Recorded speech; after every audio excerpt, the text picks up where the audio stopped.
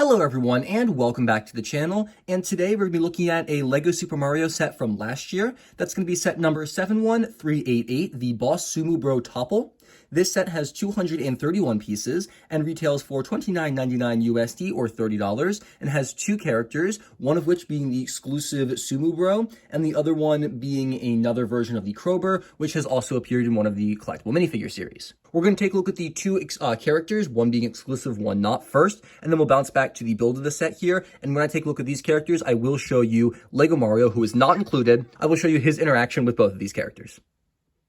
Alright, the first character I want to take a look at is going to be the Boss Sumo Bro, and he is honestly wonderful. Now, the main reason I wanted to get this set was because I thought this looked like a very, very interesting design for a character, and then I built him. And I realized this is probably one of the coolest Mario characters, aside from Bowser, that LEGO has produced. Right off the bat, there's a really cool play feature here, and it's much harder to do here, but when you move him, he, beats his chest. His arms are on, Technic pins, so they go in and out. So when you shake, the tower, he rocks his arms and beats his chest like King Kong, which is a really, really cool design. His arms themselves are also super unique. I do love the way they're attached via these Technic pins. I think that's quite clever. There is a bit of departure from the top of the body.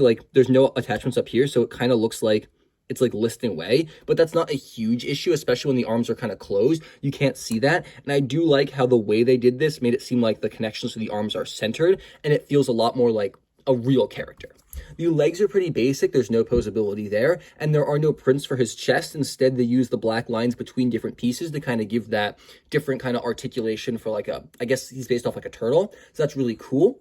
The mouthpiece here is a print, not a sticker. I love the huge open mouth design. The darker tan is also cool. He's got closed eyes, they're not open, so I guess he's mid-scream or yell or something. He's got a little pyramid piece up top for some decoration. On the back, he is a custom built turtle shell, not like a traditional Mario one. This is probably one of my favorite parts about him. This is the interaction tile. I'll show you that in just a second. And then this is built up on a plate piece with some of these really cool black curved corner pieces. And then just attach it to the exposed studs right there. And then here's the completed character. Now for Mario, you can either instant kill this character with a star power-up that's included that I'll show you later, or it takes a couple jumps. So let's see. 1, 2, 3, 4, 5, 6, 7, 8. 8 hits, and you get a bunch of coins there for defeating this character. So all I really gotta say for the Sumo Bro, he looks great, one of my favorite Mario characters, and a pretty great interaction to boot.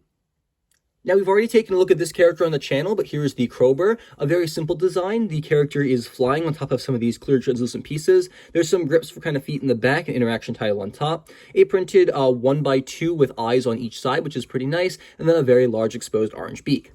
One jump from Mario will give you 1 coin, and you can do that as many times as you want. It's a very simple and basic character. We've seen this before in the collectible minifigures line, so it's really nothing too special. But the fact that it's included here is nice because, it's another enemy. You can't go wrong with just having more enemies to fight. In terms of builds, this set doesn't have much going for it. The main attraction does look wonderful, that being this giant tower topple play feature, but aside from that, it's really plain. We have a little Mario platform right here, which is honestly pretty unique because it's made using a hollow piece. I'm not sure why, but it is, so it can only attach on one stud there, but there's that. On the other side, we have some water pieces. There's some stepping stones here, along with a little kind of elevated island with a leaf piece, and then a little spot for the Crowbar to rest. And then the rest of the build is devoted to this Topple Tower. Now, the Topple Tower has 3 main sections, this tall one right here, this smaller one, and then the very top one. The whole point of this is you want to use these exposed bars, and when you tap that, the whole thing wobbles and then gets pulled back thanks to the rubber bands. There's 2 of them, one on each side. And you want to get the tower to fall over, which will knock this guy off so you can attack him, and it also will expose a block. There's a star power-up block right here that uses, once you have that, you can instant defeat any enemy, including unbeatable enemies like this character, the bully from the most recent collectible minifigures. You can't get that, you can't get coins from him normally, but with that power-up, you can. So let me show you how this works real quick. There are different levels of difficulty. If you push these pieces together, really, really hard, it becomes a lot more difficult to do. When you have it much more loose, it's a lot easier. So I'm not going to use Mario, I'm just going to use my hands, but here's what this looks like. 1, 2, It's a little bit of a time-consuming feature, and it takes a little bit to, there we go, it takes a little bit to figure out like the sweet spot. When you get it, you just knock him over, and you can see he landed face down, shell exposed, and so you can have Mario start, attacking him to get some coins, or come over here to snag that power-up. Either one works. The way this fits on is there's another one of those hollow pieces, and then it just slots on. There's anti-slide connections on both sides, doesn't connect. You just slot it on, and when you move it around, it just wiggles and then shakes everything off. So if you have like a loose stud connection up there like that, when you wiggle it, it instantly just pops off. The tighter the connection, the harder it is. So you can just continuously change that. That's all I really got to say for the build of the set. So I'm going to grab us a starting pipe and end flag real quick. Then we're going to play through this to see how many coins you do end up getting and just kind of give you an idea for the way the level works. However, I am going to add in the bully so we can kind of see how that power-up works. Without further ado, let's grab those pipes and let's start playing. Unfortunately, I don't know where my pipes are, so we have to have the 30-second pipe, not the 60-second pipe. But, I mean, it's a really small course, so I don't think it terribly matters. So let's start this off. I said, let's start. There we go. All right, so let's get some coins from that. And then real quick, to show you this, I'm going to skip over the boss part and attack the bully. See? It just says, ooh, you can't do it. So now, come over here. 1, 2, 3, 4. How many hits does it take to knock this guy off? Come on. Ah, there we go. All right, he fell. So, 3, 4. Almost out of time. All right, and then let's get the power up real quick. I have 4 seconds. Start power up. Defeated the bully. And then ended the level. Okay, so that was a 30-second round with 3 enemies. How many coins did I end up getting? Probably like 20. Oh, 44. That's a heck of a lot more than I thought I got. All right, that's pretty cool. So that is how you play the level, and that's all I'm going to try for the playthrough because there's not much here. Now, this is a really great set, though, and I think this play feature is one of my favorites. I love the Topple Tower, and I'm actually going to try just toppling this one more time, but we're going to put him on a little loose.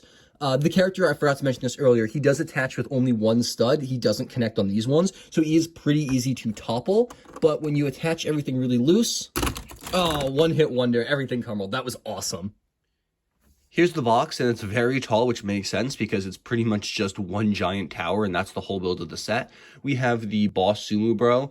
He's the one using to advertise the Expand Your Starter course. Then we have an actual size for the star power up top, which is very interesting. Not what I was expecting. I was expecting maybe the toucan guy to do that. On the back of the box, it shows off the integration between this set and then either the Mario or the Luigi starter course. Kind of shows how you play through the course with Mario, where you kind of tap all the characters, and then shows a picture of the course actually being integrated. Of course, the set being a set expansion set is denoted along the green banner on the bottom, and we have the Nintendo logo in the bottom corner as well. A really great looking box. The Mario ones pretty much always are very clean and crisp.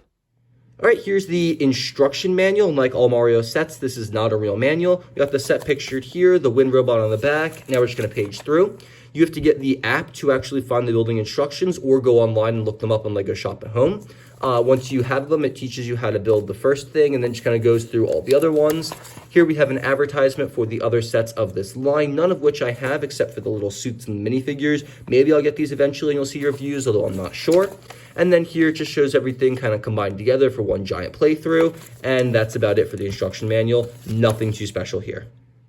Overall, I think this particular Mario set gets a solid 8 out of 10 from me. I love this set. While the side features might be incredibly plain and undetailed, the main play feature of the Topple Tower is phenomenal and works really, really well.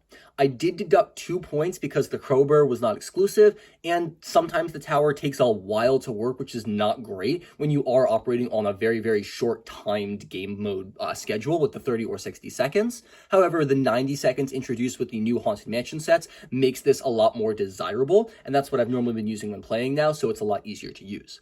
The inclusion of the boss Sumo Bro is wonderful. I really think this is a great inclusion to the Mario line. I would highly recommend this set specifically because of the play feature. It's not just oh, more parts to expand. It's no, here's a legitimately fun and engaging play feature, and I have spent way too much time just wiggling that around. Like, that is so much fun, and I have so much fun with that. Trust me when I say it is wonderful.